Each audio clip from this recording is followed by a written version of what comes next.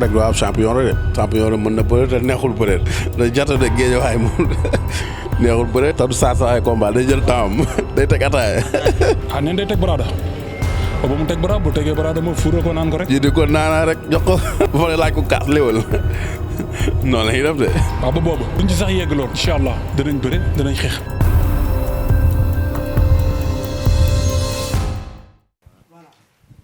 Père Bécaye maa ngi lay nuyu. ziar naa la ziar waa Lutte TV. noo gisee Boy Niang ak Lac de Guiers numéro 2 gis nga leen ñu def seen open press seen forme noo gisee instant bi. ñoom ñaar ñëpp ñu ngi au top fii ñu toll nii ñoom ñaar ñëpp bi ma leen seetaanee gisuma ci dara loo xamante ne ni loolu ñuy wax naan gàllaaj dafa jàpp kii wala gàllaaj dafa jàpp kii gisuma ko li ma gis mooy ñaar ñu lucide li ma gis mooy ñaar ñu nekk ci ambiance kon làmb ji feet la noonu ñu feetoo ci seen koñ daanaka feetu nanu tëgg nanu fecc nanu wane nan seen doole bu ñu ñëwee ci làmb ji bu ñu fàtte loolu nanu ñëw fecc bëre wane doole wane xam-xam parce que làmb xam-xam la te ñoom ñaar ñëpp xam nañ ne am nañu xam-xamu bëre mais nanu fekke ba xam-xamu bëre boobu bu samedi mu feeñ ci biir arène bi. lan la Bécaye di xaar ci ñaari mbëri. xeex bëre xeex bi sax buntu la Boy Niang xeexut buntu lay wut Lac de Guiers xeexkat la waaye boo seetloo tous ces derniers combats da koo bëre bàyyi xeex day wut day ñëw ba ne day xeex mais xeexul yoon lay wër te am na foo xam ne bu ku mu fa jàpp daan la fa la daane Papa Sow ca la daan Yékini kon na ko Boy Niang moytu ci waaw foofu moo yokk bi fii kii bii est-ce que sax daanu ci nees voilà est-ce que sax daanu ci nees parce que nees daf ko ba Lac de Guiers da ko won ci xewoo ci xeex ba metti mais ñu foofu rek ma ne ku gën a muus yaay daan ku gën a muus boobu Lac de Guiers wane gën a muus daan te vraiment ndaanaan la te xam na ni dafay défendre couleur Guédiawaye pourquoi parce que Boy Niang mënta daan waa Guédiawaye gépp rangali leen te bu daanee Lac de Guiers ne la ko Moustapha Gueye waxee noonu la ndënd mi lay ñëw dem teg ko ci buntu kër ñoom Balla Gaye de kooku c'est clair. est-ce que combat bu yàgg ngay xaar wala combat bu gaaw. xam nga nag nit ñëpp nee nañu ñoom ñaar dañuy yéexal combat mais bu xësi action xësi ba am dootul taxaw enchaînement lay doon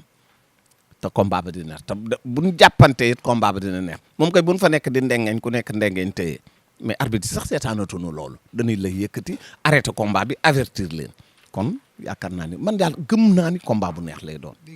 bëgg naa ci yow. waaw mbokk yi ñu seetaan ci seen affiche.com ñu ngi leen di nuyu bu baax a baax ñu ngi toog ak le père du pay-per-view mu ne ni kii moom moo fi ñëkk a expliquer pay-per-view lu leer au Sénégal sëñ Moustapha ñu ngi lay nuyu. maa ngi leen di delloo nuyu yéen waa Lutte TV di rafetlu trop baax seen liggéey bi ngeen def non seulement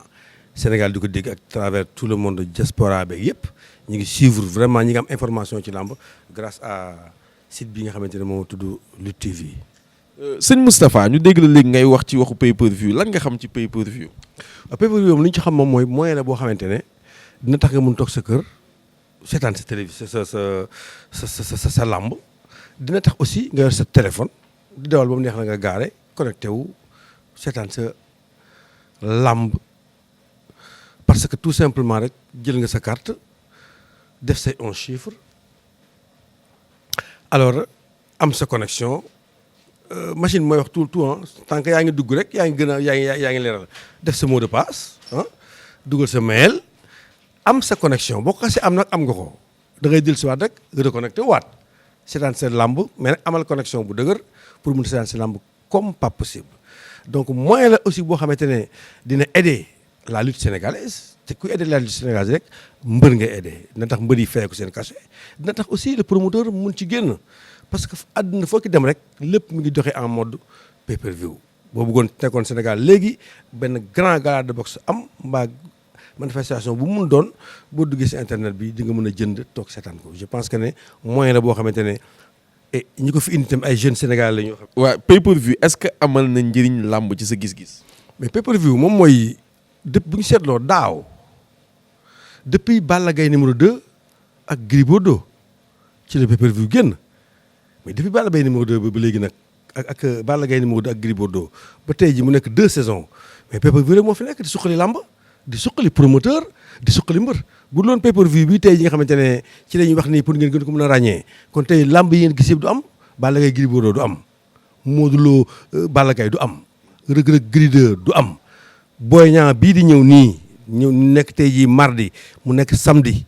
du am dimanche ba ko toppaat nekk diggante Eumeu Sène le 28 ak ki nga xam ne mooy Modou Lo bu dul pay-per-view ñaari mbir duñu mën a fay Fallou Ndiaye aussi war na ñëw si ginnaaw bi ak gala bu mag boo xamante ne boobu gala vraiment man pour man sax dafa bokk ci gala yi dàq ci làmb ji ay pay-per-view la war a jaar aussi gars yi mën ko seetaan désormais képp ko bëgg a seetaan làmb yaa xam diaspora bi nga nekk yaa xam nga nekk Sénégal bañ a coono làmb léegi ci gàttal war na ko direct promoteur yi mootuñ ko donc issue bi ak xéewal gi nga xamante ne ci ko mën a seetaan fenn fudul pay-per-view. est-ce que Moustapha Gueye yoroon Taïga Production depuis ay 1990 92 ah am ay lamb yu ñu tëgg dans les années 90 est-ce que Moustapha Gueye dina dellusiwaat ci lamb ak pay-per-view. ah mais très bien sûr pay-per-view suqali bi muy suqali axlu lamb askanu lamb gars yi mënuñu ko xam ne demuñu ba ci kanam pourquoi mënuñu ko xam ne demuñu ba ci kanam mooy lan mooy wax dëgg yàlla man de. li may dem làmb sax léegi néew na grand combat day am choc je préfère connecté wu soit sama kër ou ma connecté wu sama téléphone sama njaboot seetaan ko man tam ma seetaan ko donc ici la génnukaay la baax boo xamante ne gars yi ngi jooy sponsor gauche di ko jooy sponsor droite mais pay-per-view rek sponsor la pour aider et soutenir la lutte donc daal ci gàttal Sénégal foog ñuy def ay jéego. Lamb dafa bokk ci discipline yi gën a cher gën a attractif gën a dund ci àddina bi lamb Sénégal dong la am boo amee chance su nekk ci diaspora bi ñu lay offrir sa cosaanu dëkk ci wàllu takk galaaj ci wàllu fecc ci wàllu sañse ci wàllu wane mën-mën ci wàllu wane ngarmi ci wàllu wane dorobe no war nga am fierté ne man sama ay sénégalais sama dëkk su ma seetaanul télévision du ma gis lamb te lamb sama dafa bokk si li mu mooñaale non damay dem pay-per-view di ko suivre c'est très facile de le faire ci diaspora bi au Sénégal nag war nañu am culture bi moom mooy il faut ces connexion dëgër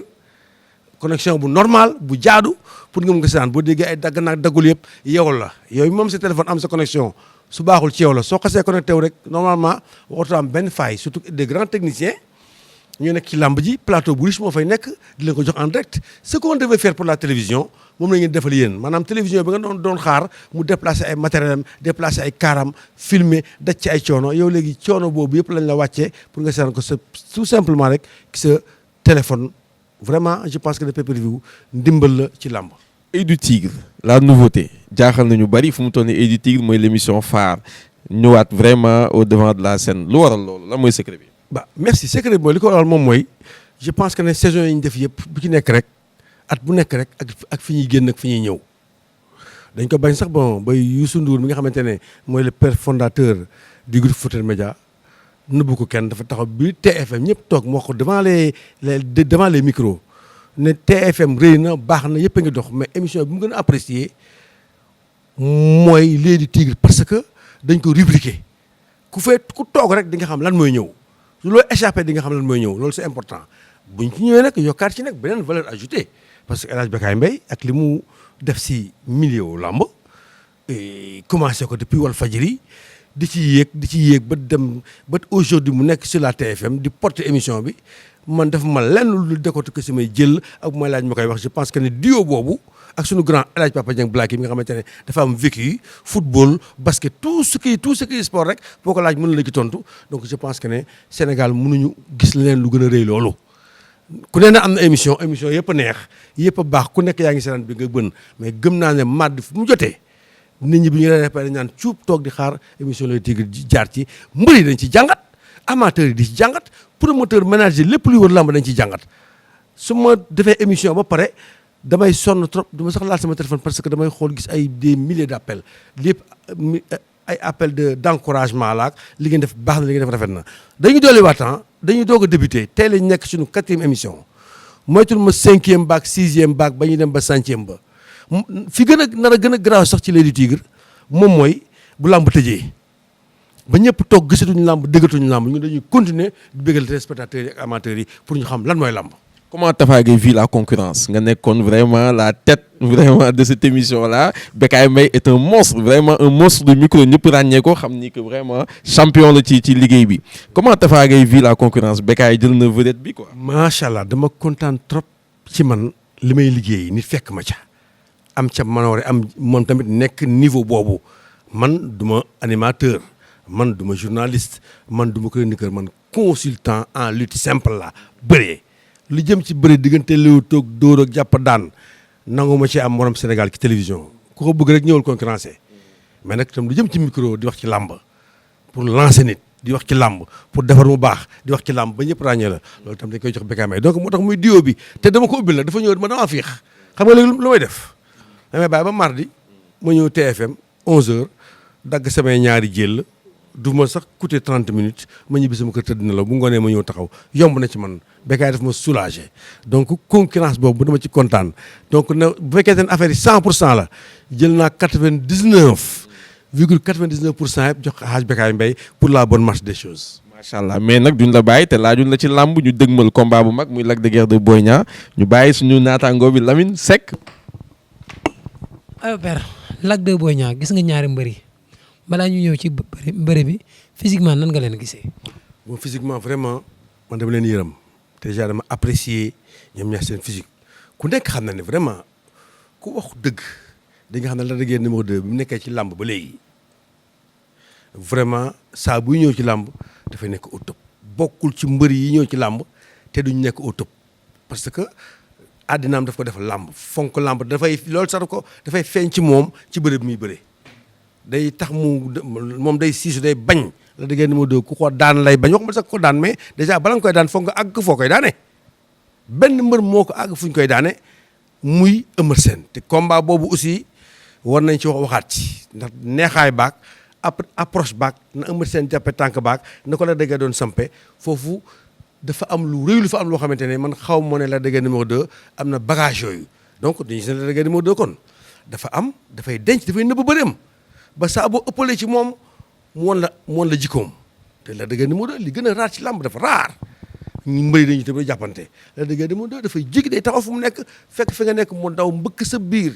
mbaaw mbëkk sa naq dar sa ñaar tànk loolu mbëri koy bëree dafa néew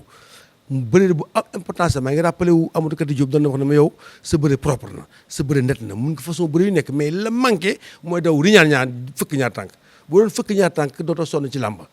mais fekk nag jàngewu ma ko bëri xam naa riñaan Lac de Guiers 2 c'est un lutteur quand même complet ci xeex ci bëri ci patience ci dal moom yaakamtul daraam c'est important l'essentiel mooy lan pour mbër bi bëri daan moom li mu soxla mooy na bëri bi am 45 minutes lamb bu dee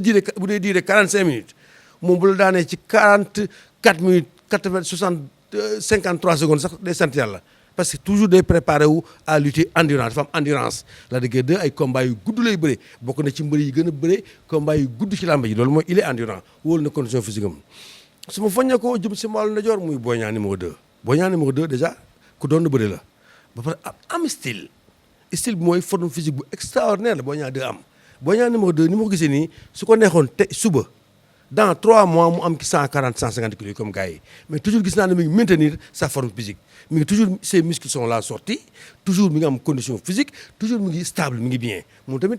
am na niveau aussi intellectuel loolu dafa am importance bu ñu ko waxee ci biir làmb nag niveau intellectuel dafay xaw a sonal ñu bari mais niveau intellectuel ki jàng toujours mënut a bokk ak ki jàngul jàng nag bu ñu ko waxee nag alxuraan am na ca arabe am na ca espagnol am na ca xeet bu ne am na ca mais boo jàngee da nga am culture dafa am culture bu bëri dafa am culture bu xeex et puis dafa am culture bu moom yaramam donc ñaari mbir yi booy xool di nga gis ne kon Boy Niang numéro 2 aussi mu ñëw ak moom techniquement c'est un pied droit tànku ndajoor lay jiital écartement bu doy war lay am neexul pakate ñaar tànkam donc Lac de Guiers numéro 2 ak Boy Niang seen combat bi man dama séntu mu def combat bu jël tuuti temps bu amul krip tàcc tépp kurpeñ kenn mu daanu mbaa tépp kurpeñ mu miir perturbé nga daan ko bu ñu jàppantee ci bëri bi dina gis naa mu gudd lool gis naa mu sori lool ndax ñaari mbër la yoo xamante ne kenn duñu may adversaire pour mu pénétrer leen bu Boy Niang sax dina may adversaire mu pénétrer ko mais Lac de Guiers numéro 2 may adversaire mu pénétrer ko donc Boy Niang aussi war na ñëw ci combat bi def fa loo xamante ne moom moo war def le combat logique la logique des choses mooy Boy Niang dafa war a ñëw pour détrôner si ki nga xamante ne mooy Lac de Guiers numéro 2. parce que tam dëkk bi yàgg na dëkk bi métti na bëgg na bëri ak moom jaadu na ndax boo tollee ci ndaw war a yéeg foog nga fekk benn mbër boo xamante ne kenn mënu koo daan naqare naa daan nga ñëw forcer ko obliger ko imposer ko daan ko foofu ngay amee ndam Lac de Guiers numéro 2 war a taxaw ci lu xam di xaar erreuru ki nga xamante ne mooy Boy Niang pour mun ko tromper parce que lu mu yàgg-yàgg bu ñu demoon 5 minutes dara amul ñu ne oh Boy Niang nga gis mi commencé accélérer combat bi dafay jaadu parce que moom moo war dem wuti parce que dafa soxla dugg fii Lac de Guiers numéro 2 nekk am na doyo ba am na taay ba am na jëmm jë mais defagul li Lac de Guiers numéro 2 def ba bokk ca groupe ba la war a def pour bokk ci nu mu ko defee Lac de Guiers numéro 2 mooy daan na Papa Sow Lac de Guiers numéro 2 bëgg na ak Modou Lo Lac de Guiers numéro 2 daan na Tapha Tine Lac de Guiers numéro 2 daan na Yaxya Jóob Yékini ñi mu daan mooy ñi ñuy wooye cercle bu ndaw bi tudd cercle des VIP ça kii nag war fa dugg tey war a ñëw bokk fa par force pour mu bokk fa rek foog mu bëri kenn si ñoom yàlla dogal na moom kenn ku mu bëreel si ñoom ka muy bëreel nag doon ndaanaan moom tam mu war a wane manoore pour mën a jàll ndax Boy Niang numéro 2 damay wax ne Sénégal nag dañu mën a wax maa ngi détourné wax dama ne Boy Niang 2 bu naree nekk champion dara la lamb ji dafay daan Lac de Guiers numéro 2 loolu mooy logique Lac de Guiers numéro 2 bu naree des ci lamb ji continuer di yóotu ji ne day bëri Gris Bordeaux continuer di yóotu ji ne dafay war a may revanche Tapha Tine continuer dafa war a jël revanche am ci Eumeu Sène continuer ne dafa war a def at carrière parmi succès grand boobu dafa war a daan Boy Niang moom tam pour dund ñoom ñaar c'est-à-dire ku ci daanu rek yàqal na la loo xamante ne mënatoo ko réparer surtout nag fi muy gën a grave nag moom mooy ci côté Lac de Guiers numéro 2 Lac de Guiers numéro 2 en cas de défaite dafay am benn baisse de régime bu doy waar Boy Niang numéro 2 bu amee défaite dafay am baisse dañ naan kii la mu war a matu ko du ko tee nag mu des ci làmb ji bëriwaat ñëwaat retrouver son temps mais daan combat bi daal moo ko jik kii tam daan combat bi moo ko jik ku ki daanu ñoom ñaar rek li ma la yàqal kenn mënu ko peser. seen côté xeex wax nga ci seen côté bëre bi côté xeex bi ñoom ñaar noo gisee seen xeex. waaw côté xeex bi moom bu ñu dee wax rek li ñu gisagum ci làmb ci wàllu xeex li ñu gis ne Lac de Guiers numéro 2 mu am benn pourcentage davantage de bagarre pourquoi ma wax ko je parle techniquement gars yi ngeen baal ma pourquoi ma wax ko moom mooy Lac de Guiers numéro 2 am na loxo gauche buy dóor am na crochet droit am na uppercut ñetti kurpeñ ñi tax ñu wax kurpeñ ci kurpeñ Lac de Guiers 2 am na ko gis ngeen ba taay mu dóor fi uppercut gis ngeen ba taay mu dóor fi crochet gis ngeen ba taay mu dóor fi direct mais Boy Niang aussi c'est un bagarreur mais Boy Niang dafa naqaree dóor ni mu naqaree dóor nag noonu la war a mën a dóoree Boy Niang gisagu mu ko duma mbaa ko dóor kurpeñ bu dal bu extraordinaire parce que fausse garde ba la te toujours dafay nekk en garde pour bañ kurpeñ dal ko mu dese ko nag moom tamit mu am ñaari loxo te benn loxo la am mais benn loxo boobu nag am na dafay représenté benn danger boo xamante ne mën na ko dóor direct mën na ko dóor crochet donc am na direct ak crochet ci benn loxoom kee nag am direct ak crochet ci ñaari loxoom donc ça veut dire que bagarre bi nag dafa avantagé tuuti kii nga xamante ne mooy Lac de Guiers numéro 2 ci combat bi ñu jëm li ñu gisagum ci kat.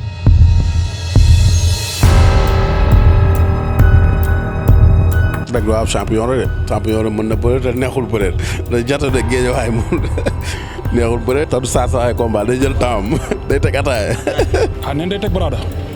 ba mu teg baraada bu tegee baraada ma fuura ko naan ko rek. ji di ko naanaa rek jox ko ba pare laaj ko kaas léwal